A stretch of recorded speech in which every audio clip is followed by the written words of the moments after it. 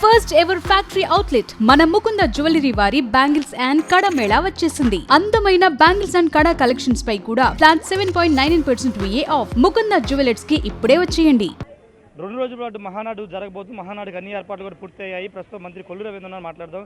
Sir, ఈరోజు కొత్త విధానంలో ఇప్పటివరకు తెలుగుదేశం పార్టీ ఆవిర్భావం తర్వాత హైబ్రిడ్ విధానంలో మహానాడు నిర్వహిస్తున్నారు. ఇలాంటి ఏర్పాట్లు చేశారు, ఏం చెప్తారు? చాలా అద్భుతంగా జరిగినాయి. వాస్తవానికి మహానాడు స్వర్గీయ అన్న నందమూరి తారక రామారావు గారి జన్మదినాన్ని పురస్కరించుకుని దాదాపు 44 సంవత్సరాలుగా ఈ మహానాడు కార్యక్రమం నిర్వహించుకుంటూ ఉన్నాం. ప్రతి సంవత్సరం తెలుగుదేశం పార్టీ నాయకులకి కార్యకర్తలు ఒక పండుగలా చేసుకుంటాం. మరి ఈ సంవత్సరం ప్రపంచంలో ఉన్నటువంటి యుద్ధ కారణంగా ఉన్నటువంటి పొదుపు చర్యల్లో భాగంగా మరి ఈరోజు మహానాడుని హైబ్రిడ్ పద్ధతిలో చేసుకోవడం జరుగుతోంది.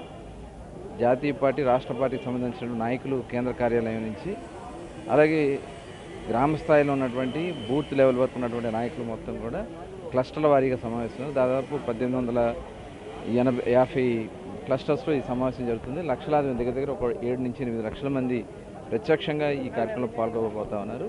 ఇది చాలా శుభపరం. ఎందుకంటే తెలుగుదేశం పార్టీ ఆవిర్భావం నుంచి కూడా ముఖ్యంగా ఈ తీర్మానాలను ప్రవేశపెట్టుకోవడం, ఆ తీర్మానాలను చర్చించడం, అవి ప్రభుత్వం అమలు చేయడం, ఇది ఆనవాయితీగా జరుగుతున్నటువంటి విషయం.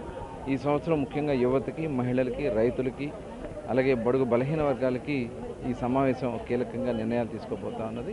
మరి వర్కింగ్ ప్రెసిడెంట్గా లోకేష్ గారు ఫస్ట్ టైం ఈ వేదిక ద్వారా ఆయన ఈ రాష్ట్రానికి ఆయన యొక్క ఐడియాస్ని చెప్పబోతా ఉన్నారు. నిజంగా ఇది ఒక మంచి అద్భుతమైనటువంటి అవకాశంగా తెలుగుదేశం కార్యకర్తలు, నాయకులు గ్రామ స్థాయిలో డెకరేట్ చేసుకుని అద్భుతంగా చేస్తూ ఉన్నారు.